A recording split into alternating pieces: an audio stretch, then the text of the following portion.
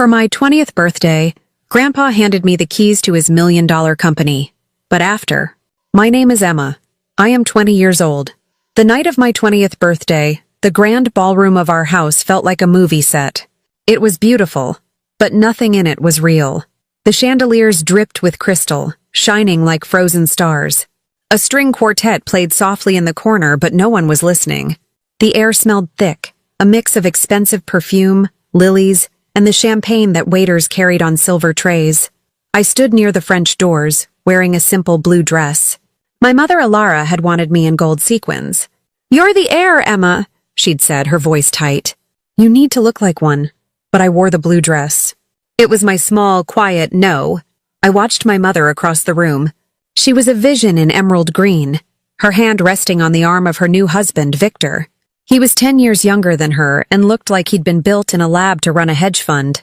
Perfect teeth, perfect hair, a smile that never, ever reached his eyes. They had been married for 6 months. My father had been dead for 3 years. The math on that always felt wrong to me. I watched them laugh with the other guests. They were not guests, really. They were board members, lawyers, and old money families who hadn't worked a real day in their lives. They were all here to see the show, the 20th birthday of the Han heiress. The night Grandpa was expected to officially name me his successor, I felt a familiar hand on my arm. It was my grandfather, Marcus Han. Before I tell you how everything flipped, like and subscribe. Drop a comment. Where are you watching from? He was a small man, made smaller by age, but his presence filled the room. He leaned on a silver-headed cane, not because he always needed it, but because it made a very satisfying thud on the marble floors. He looked at me, his eyes clear and sharp over the rim of his champagne glass. "You look like your grandmother," he said. His voice was a quiet rumble. "Is that a good thing?" I asked, trying to smile. "It's a strong thing," he said. He looked over at my mother and Victor. His face didn't change, but the air around him went cold. "They are enjoying the party." "It's their party," I said. "They just invited me." Grandpa's lips twitched. "So they did. Now stop hiding by the curtains. It's time for speeches." He let me walk him to the head table. The music stopped. The talking faded. 100 pairs of eyes turned to us. I felt Victor's gaze on me. It felt like an insect crawling on my skin. My mother tapped a spoon against her glass. "Friends, family," she started, her voice bright and polished. "Thank you for coming to celebrate my beautiful daughter, Emma." She smiled at me, but it was a smile for the cameras, for the room. 20 years old. It's hard to believe. She talked for 5 minutes. She mentioned my father's passing, our great loss. She mentioned my difficult teenage years. She talked about the company, Han Industries, as a heavy burden. "My father, Marcus, has carried this burden for so long," she said, placing a manicured hand on her heart. "And I know everyone expects Emma to one day. Well, to try." The room was silent. "To try?" "But," Mom continued, her smile widening, "we are a modern family, and running a billion-dollar company requires a specific, strong, experienced hand." She turned and took Victor's hand. He stood up with her, looking humble. It was a practiced look. "From now on," Mom announced, her voice ringing with false joy, "my husband, Victor, will be handling the day-to-day operations of the company. He will be taking over as acting director." The chandeliers glittered. The air turned to ice. Everyone froze. Even the waiters. I looked at Grandpa. He was watching my mother, his face a perfect blank mask. I turned back to my mother. Victor was standing beside her, his hand on her back. A king accepting his new castle. "Absolutely not," I said. My voice wasn't loud. It didn't have to be. In that silence, it sounded like a gunshot. The music didn't start again. The violinist just stared, bow in the air. My mother's smile didn't just fade. It broke. It shattered like a dropped mirror. Her eyes, usually so warm and bright for the cameras, turned to chips of green glass. "What did you say?" she whispered. I said, "Absolutely not," I repeated, a little stronger. "Grandpa is the chairman, and he gave the company to me. The shares are in trust, and they become mine tonight." I had not planned to say it. I had planned to be quiet. But her words, "to try," had lit a fire. Mom's face went white, then red. She looked around, saw the eyes of the board members, and her embarrassment turned to rage. Victor put a hand on her arm. "Now, Emma, let's not be dramatic. Your mother and I have discussed this. This is what's best. I'm not talking to you, I said, cutting him off. My mother stepped forward. Her voice was low now, a hiss. You ungrateful little brat. After everything I have done for you, what have you done? I asked. Besides replacing my father before he was even cold in the ground? The collective gasp from the room was sharp. I didn't care. That's it, Mom snapped. Her public face was gone. This was the real her. You're done. You want to defy me? In my own home? Fine. Then pack your bags and get out. She pointed a trembling finger toward the grand staircase. Get out. I didn't move. I felt my hands shake. I was 20 years old, and my mother had just thrown me out in front of everyone we knew. I was a victim right there in a blue dress. I felt the tears coming. I would not let them fall. I looked to Grandpa. He hadn't moved. He was still watching. Then, he did something that stopped everything. He chuckled. It was not a happy sound. It was low and deep and dangerous. It was the sound that silenced the entire room. All the whispers stopped. My mother turned to him. Father, Thud. His silver cane struck the marble floor. The sound echoed. He tapped it once. Good, he said softly. His voice cut through the silence. He looked at me. He looked at my mother. He looked at Victor. Now we'll see, he said, his voice quiet but carrying to every corner. Who truly deserves the Han name? No one moved. No one breathed. The board members looked confused. My mother looked furious. Victor looked for the first time nervous. No one understood what he meant, but I did, because Grandpa never said anything without a plan. And this whole night, this whole party, it wasn't a celebration. It was a test. And my mother had just failed. She wasn't always cruel. I know that's what people say about their monsters. But it's true. When I was little, before the money became more important than people, she was just Mom. My father was a quiet man, an architect. He loved books and old trees. He was the one who taught me how to be still, how to listen. Grandpa loved him for it. Your father is the only honest man I know, Grandpa used to say. He doesn't want anything from me. My mother, Ilara, was different. She was fire. She was bright and loud and loved being the center of everything. She and my father were a strange match, like a lighthouse and the quiet cliff it stood on. But it worked. He calmed her and she made him laugh. When Dad died, the car crash was instant. I was 16. The light in our house went out. For the first few months, Mom was a ghost. She would crawl into my bed at night, her body shaking with sobs. She smelled of jasmine and her expensive, sad perfume. You're my world, Emma, she'd whisper into my hair. It's just us now. You and me against everyone.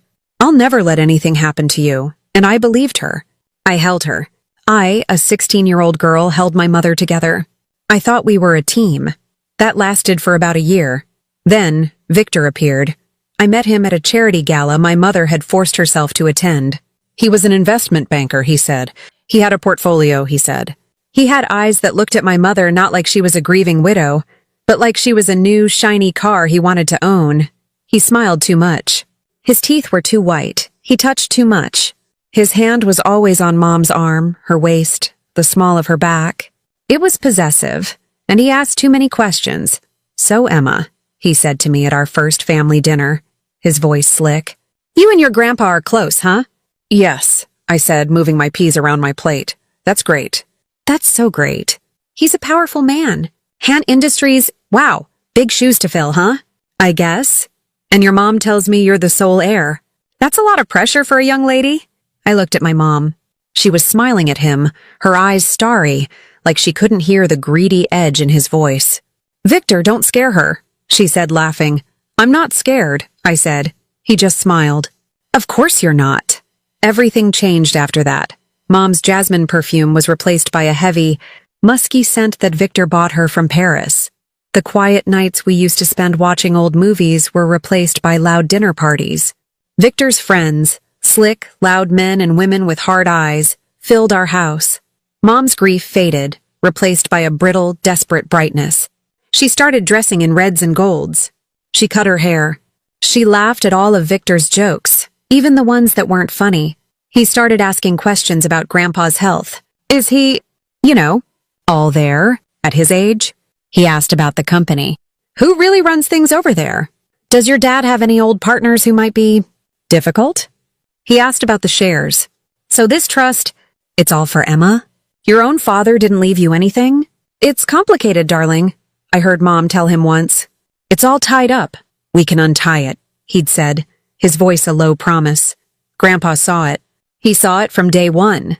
That man, Grandpa told me after a dinner he'd been forced to attend, is a vulture. He's not waiting for something to die. He's trying to kill it.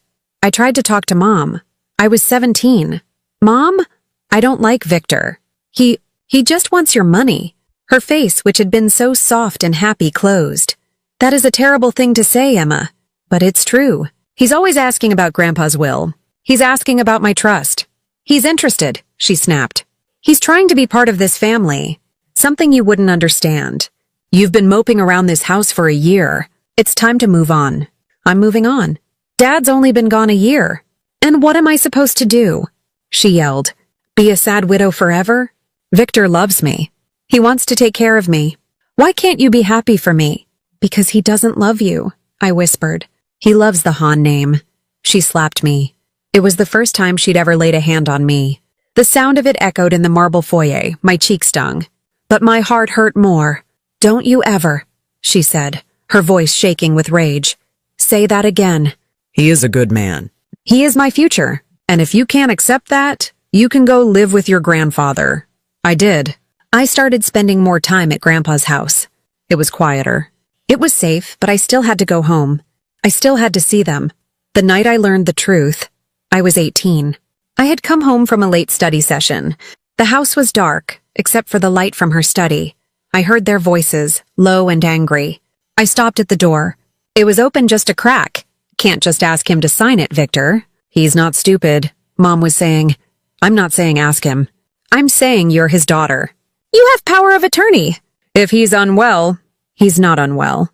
He's healthier than I am. We can fix that, Victor said. My blood went cold. Don't say that, Mom said, but her voice wasn't shocked. It was tired. We have to be smarter. The problem isn't the old man. It's Emma, my name. My name fell from his lips like something dirty. She's his favorite. Everything goes to her. If she wasn't in the picture? What are you saying? Mom asked. I'm saying, Victor's voice was soft now, that she's a young girl. Young girls are emotional. They're unstable. If she were to say, have a breakdown, if she were to be found incapable of managing her affairs, a good mother would have to step in. A loving stepfather would have to help. There was a long silence. I prayed. Please, Mom. Please tell him he's crazy. Please kick him out. Then she spoke. Her voice was cold. Colder than I'd ever heard it. She's stubborn. She's too much like her grandfather. You're her mother, Victor said. You can handle her. We just need a little time. We need to isolate her from him. We need to make her look like the problem. Another pause. I could hear the clink of ice in a glass. Leave that to me, Mom said. I backed away from the door. My heart was a stone in my chest. That's when I learned. Silence. The thing I thought was weakness could be violent. Her silence, her not defending me, was a betrayal deeper than a knife. She wasn't just my mother anymore. She was his partner. And I was not their daughter. I was their obstacle. The heart attack hit on a Tuesday. It was fast, brutal, and it almost worked. I was in my dorm room at college studying for a finance midterm. My phone rang. It was my mother. She was crying. Real tears this time. The kind of tears you can't fake. They were tears of panic. It's Grandpa, she sobbed. He collapsed. They're taking him to St. Jude's. Oh, Emma, it's bad. I dropped the phone. I didn't pack a bag.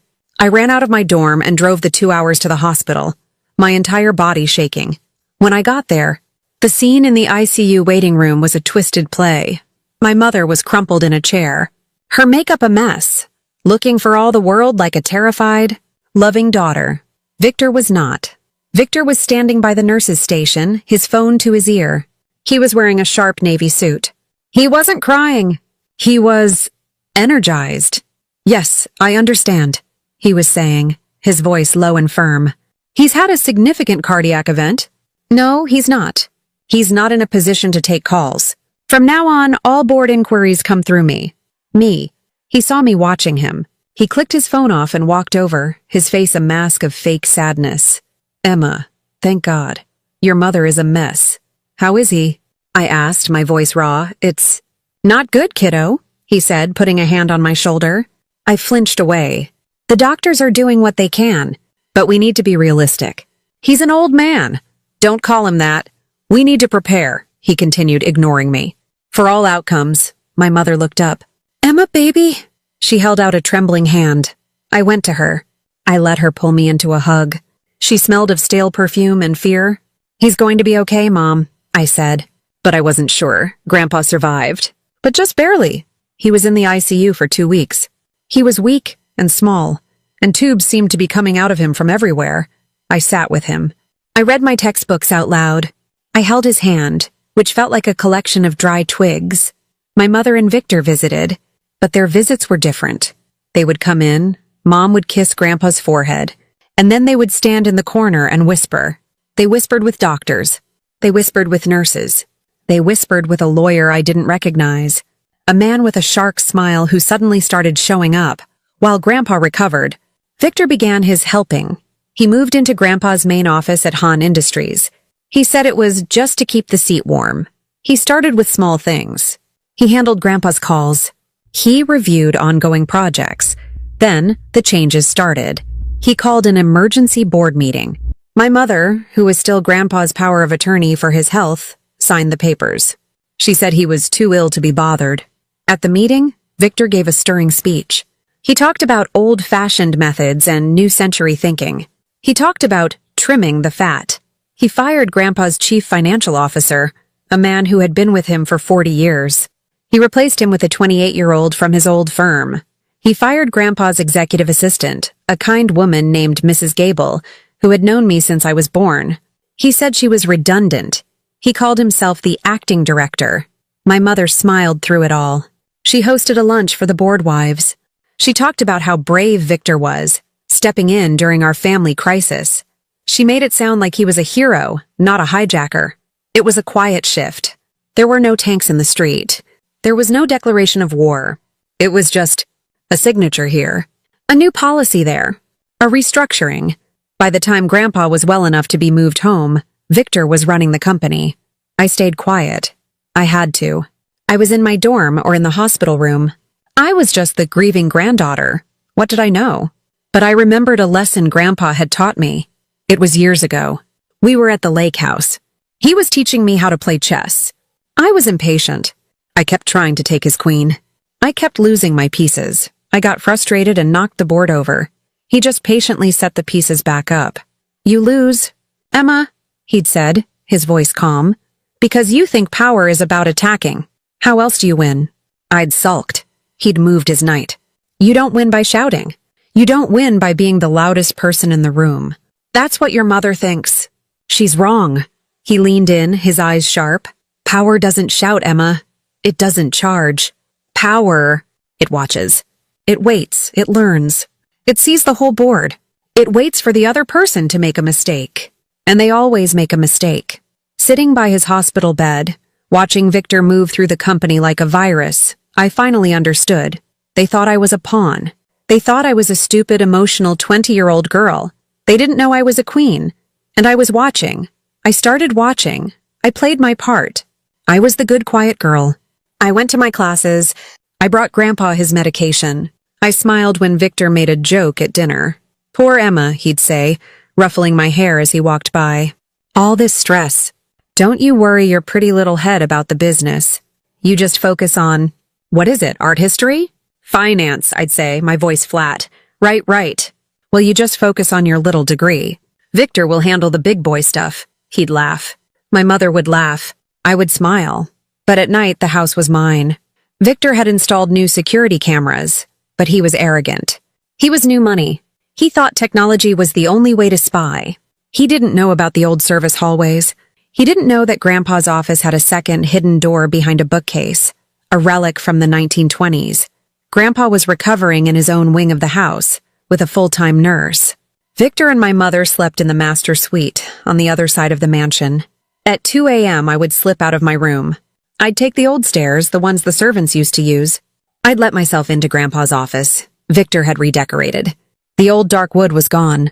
Now it was all glass and white leather. It smelled like chemicals in Victor's cologne, but he hadn't changed the computer. He'd locked it, of course. But I'm Grandpa's granddaughter. I knew the password. It was the name of his first sailboat, the Albatross. I started digging.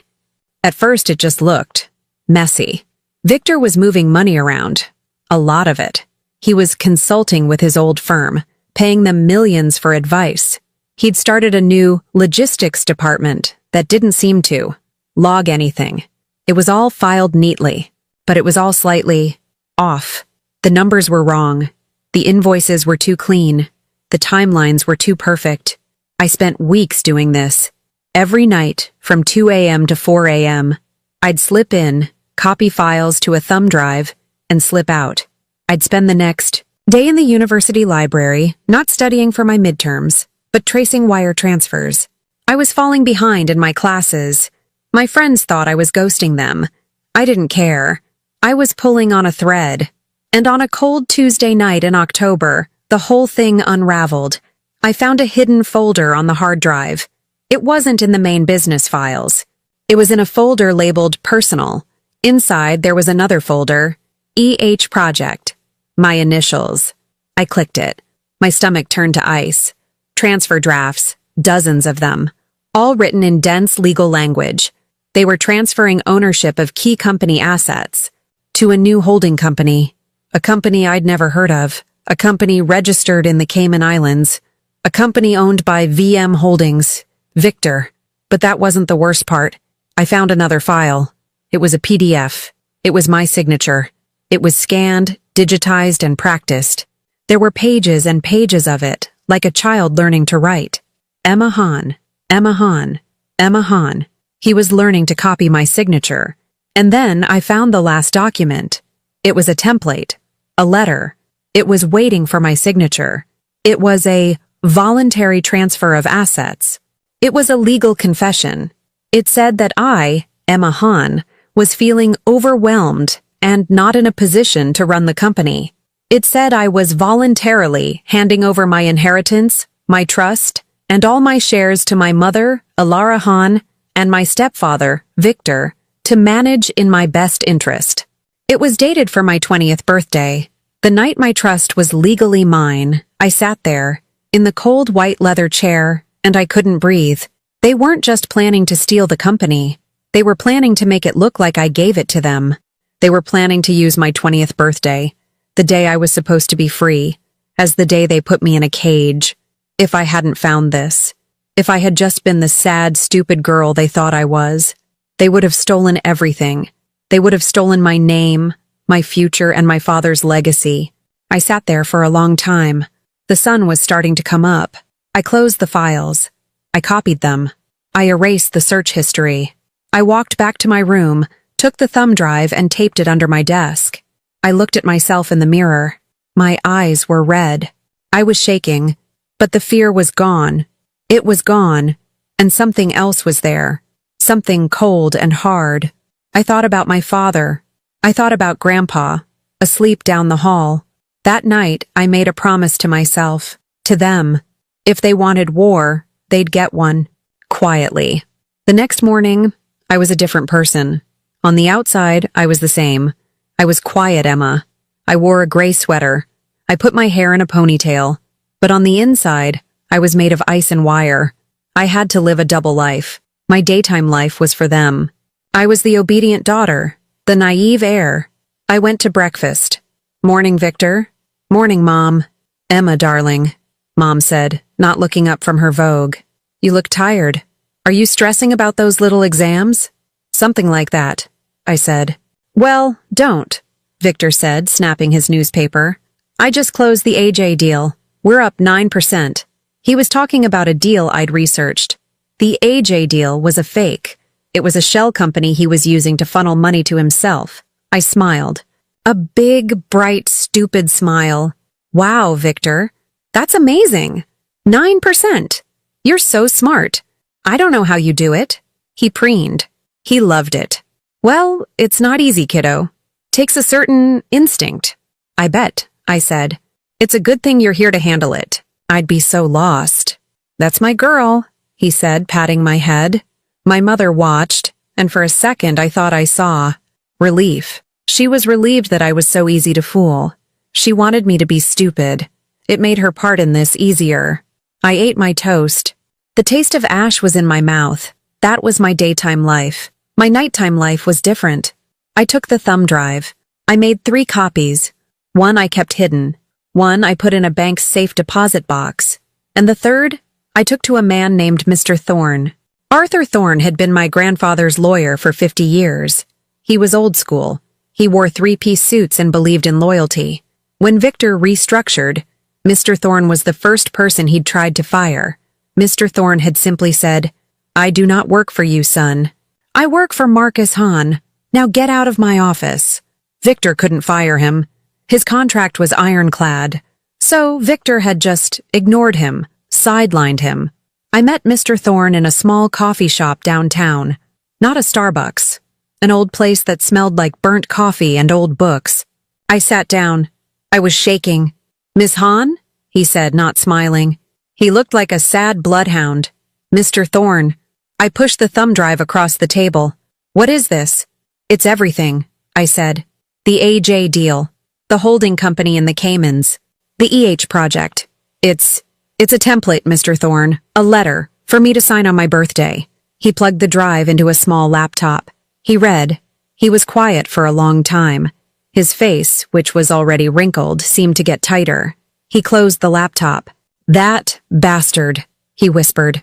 He wasn't talking to me. He was talking to the air. Can he do it?" I asked, my voice small. "Can they win?" Mr. Thorne looked at me. His eyes were sharp, just like Grandpa's. "Your grandfather was a very smart man, Emma. He put clauses in your trust. He put walls around this company. What Victor and your mother are doing. This isn't just theft. It's forgery. It's fraud. It's a dozen felonies." He leaned forward. "They have the intent, but they don't have the action. Not yet. They're waiting for your birthday. They're waiting for the legal transfer of the trust. So what do we do? Control the paper," he said. My heart jumped. It's what Grandpa always said. "And you control the game. We have the paper. Now, we need their voices." The voices? We need to record them. We need to get them to say what they're planning. We need their intent, clear as day, for the board, for a judge. So we set the trap. My 20th birthday was in 3 weeks. The theme was An Evening in Gold. My mother was obsessed with it. I had to get them on tape. I used my trust fund money, the small part I could access, and I bought a gift. "Mom," I said a week before the party, I know we've been weird, and I'm so grateful. For you and Victor. For stepping in." She looked shocked. "I got you something. For your study. It was a digital photo frame, very expensive, very sleek." "Oh, Emma," she said, her eyes tearing up. "It's beautiful. It's high-tech," I said, my voice trembling. I was a terrible actor. "It's voice-activated, and it records like little messages. So you can, leave messages for each other." "How sweet," she said, looking confused. "I'll set it up for you," I said. I set it up on the shelf, right above her desk, where they had all their quiet chats. I set it to record, continuously, and to upload the audio to a secure, anonymous cloud server. The trap was set. The week of the party, I went to see Grandpa. He was sitting in his sunroom doing a crossword puzzle. He looked better. His color was back. 20 down, he barked. A wolf in sheep's clothing. 7 letters. "Victor," I said. He chuckled. "Doesn't fit, but I like it." I sat with him. I didn't tell him about the thumb drive. I didn't tell him about the digital frame. I didn't want to stress his heart, but I had to know. "Grandpa," I said, "at the party, what are you going to do?" He put down his pen. He looked at me. "What I'm going to do? Nothing." "Nothing?" "I'm going to give my granddaughter her birthday present. I'm going to eat some cake, and I'm going to watch." He tapped his finger on the arm of his chair. "This is your game now, Emma. Not mine. I just set up the board. You have to play." I nodded. I was terrified. "I'm scared I'll lose," I whispered. "You won't," he said. "How do you know?" He smiled, and it was a real smile, a warm one. "Because you're not playing for money.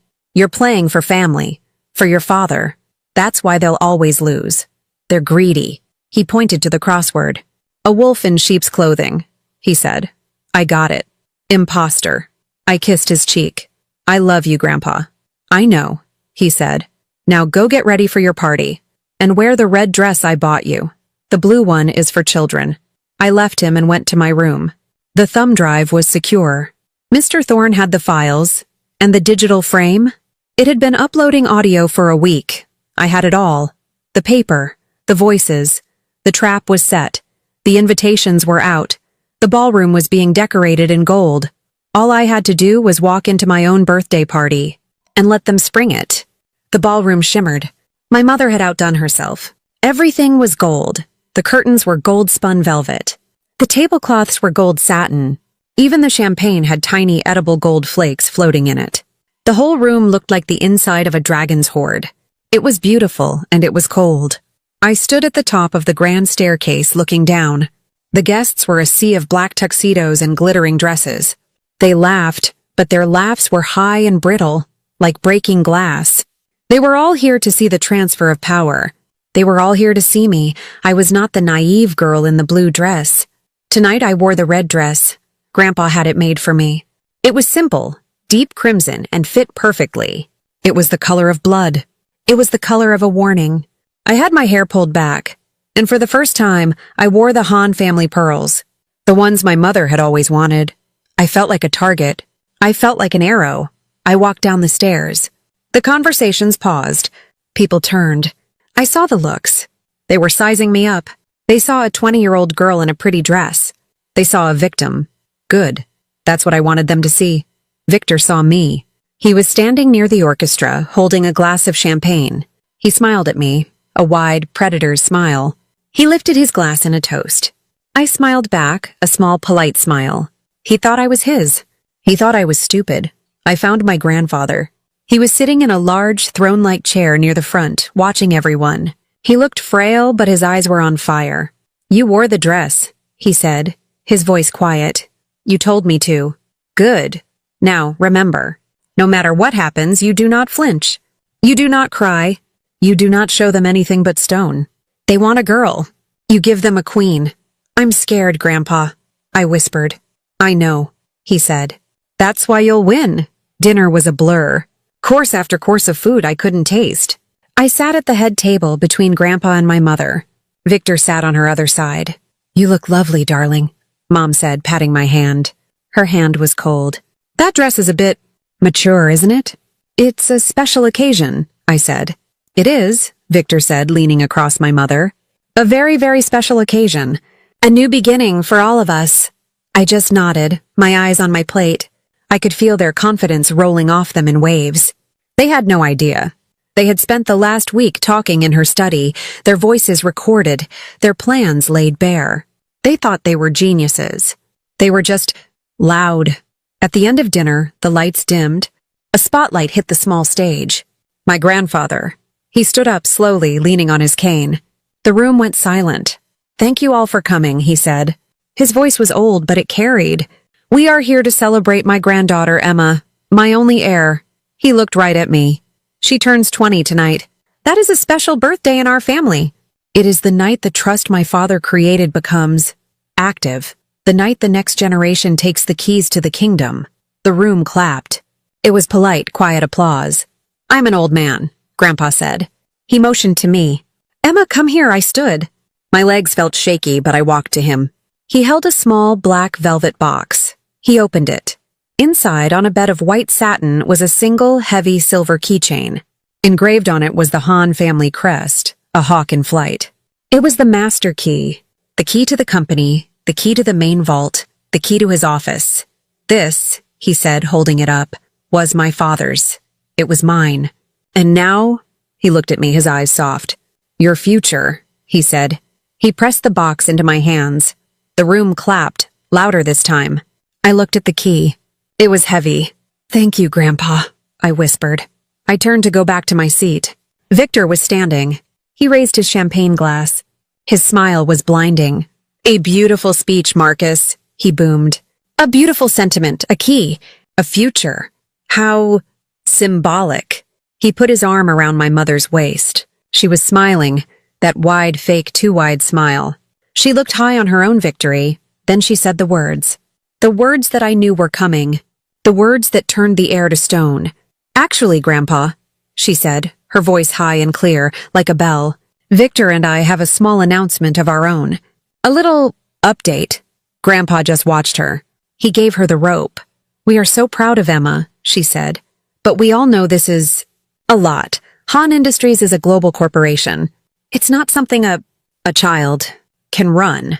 The room was so quiet I could hear the ice melting in my water glass. So, she said, to ensure a smooth transition and to protect the company and to protect Emma, Victor will be taking over operations from now on. He will be the new acting director effective immediately. The silence that followed was the loudest sound I've ever heard. It was complete. It was total. It was a vacuum. All the smiles were frozen. The board members, the lawyers, they all just stared. My mother's smile wavered. She hadn't expected this. She'd expected applause. Victor kept smiling, but it was strained. I looked at my mother. I looked at the woman who had held me when I was sick, who had told me she loved me. Her eyes were hard. She was looking at me, daring me to challenge her. So I did. No, I said. My voice was calm. I'm the owner now. My mother's face went from pale to red to a strange mottled purple. She was furious. She was embarrassed. She glared at me. The mother was gone. This was a stranger. Then get out, she hissed, her voice low and full of venom. If you fight me on this, you're out. Get out of my house. I didn't move. And that's when Grandpa laughed. It wasn't a chuckle. It was a knowing, cold, satisfied laugh. He had given her the rope, and she had hung herself. My grandfather's laugh cut through the frozen silence. It was a cold, sharp sound. It wasn't happy. It was the sound of a trap snapping shut. My mother stopped. Her face, which had been twisted in rage, now looked confused. Father? Victor's smile was gone. He looked at Grandpa like he was seeing a ghost. Marcus, are you all right? Grandpa ignored him. He kept looking at my mother. Get out? He repeated, his voice dangerously soft. You're kicking her out? Your own daughter? She's defying me, Mom stammered, trying to get her power back. She's ungrateful. This is for her own good. Thud. Grandpa tapped his cane on the floor. Once. You, he said, have no idea what good is. He tapped his cane twice. Thud, thud. It was a signal. I knew it. Mr. Thorne, who was standing by the back wall, nodded. The lights in the ballroom dimmed. What is this? Victor said, his voice high. What's going on? My mother grabbed his arm. Father, stop this. You're making a scene. Oh, I am, Grandpa said. But I'm not the one who's going to be embarrassed. A projector, hidden in the ceiling, flickered to life. It shined on the large white wall behind the orchestra.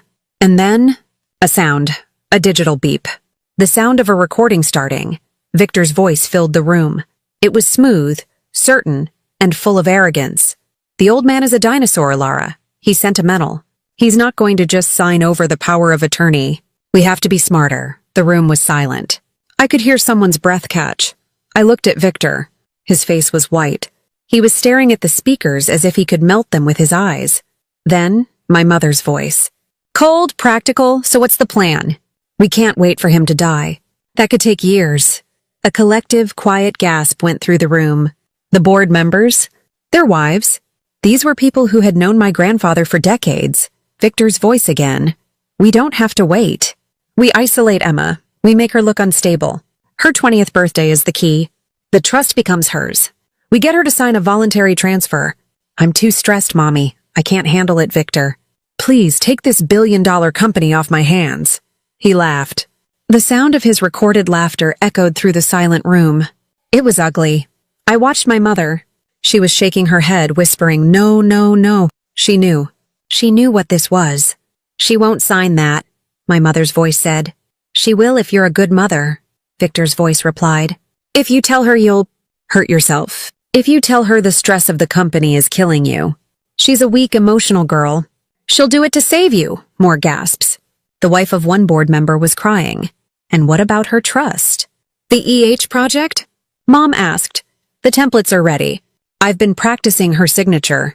It's perfect. Once the old man signs or, has another episode. Emma's out. We'll take it all. The recording clicked off. The projector shut down. The lights came back up, slowly, to a room full of ghosts. Everyone was staring. Not at the screen, but at my mother. And at Victor. Victor was sweating. His expensive suit looked wrong.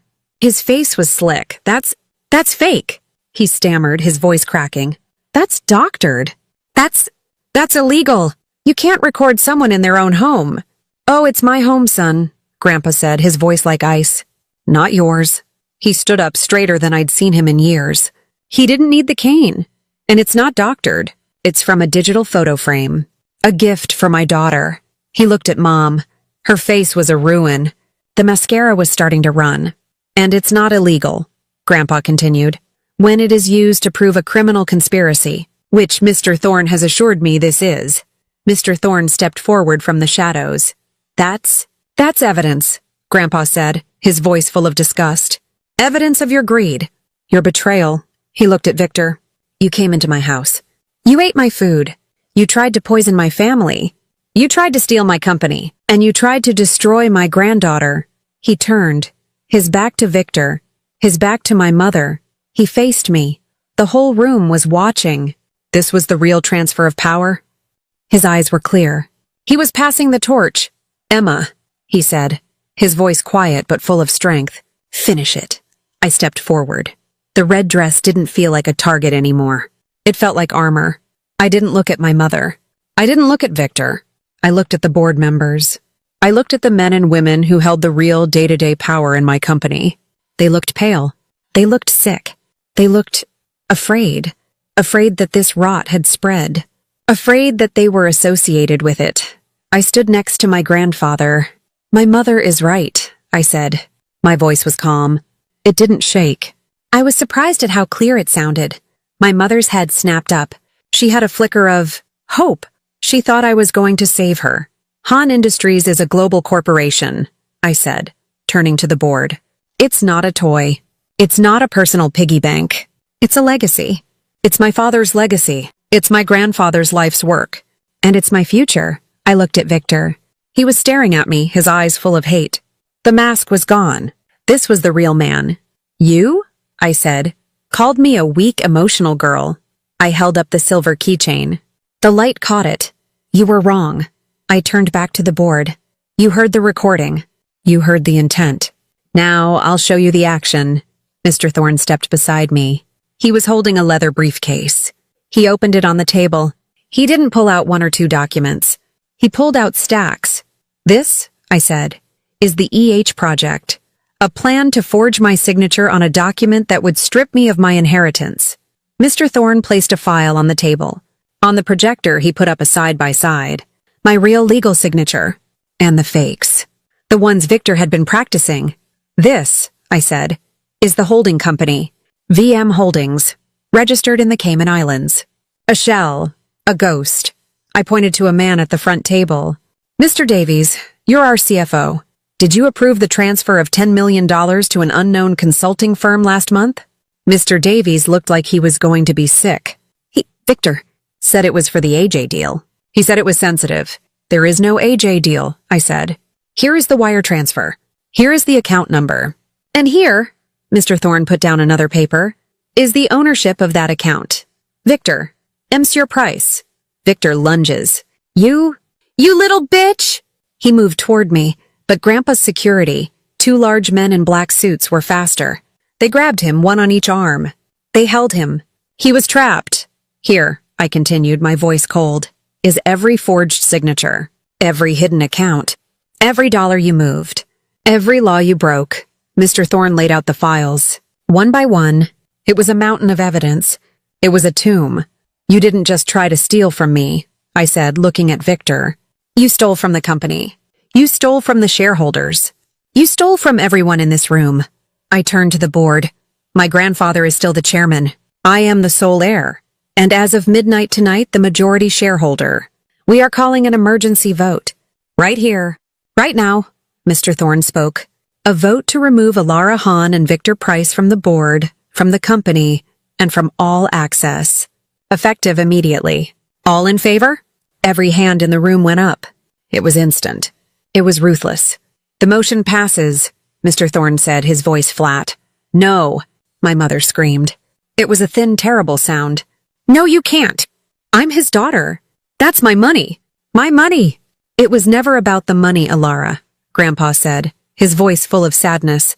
Get him out, I said to the security. They started to drag Victor toward the door. He was fighting, twisting. You'll pay for this, Emma. You'll never get away with this.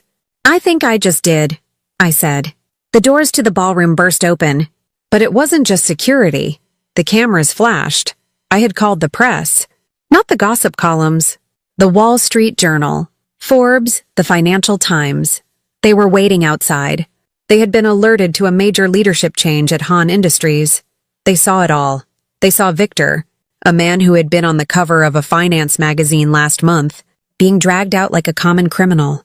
They saw my mother, collapsed on the floor, her emerald green dress pooled around her, sobbing. They saw the board standing like stone soldiers, and they saw me, 20 years old, in my red dress, holding the keys to the kingdom. The cameras flashed. Flash, flash. The sound was like a new kind of applause. The empire they tried to steal was now mine, and the whole world knew it. The room emptied quickly. The board members left, one by one, stopping to shake my hand or my grandfather's. Their faces were grim. They were in damage control mode. They offered their support.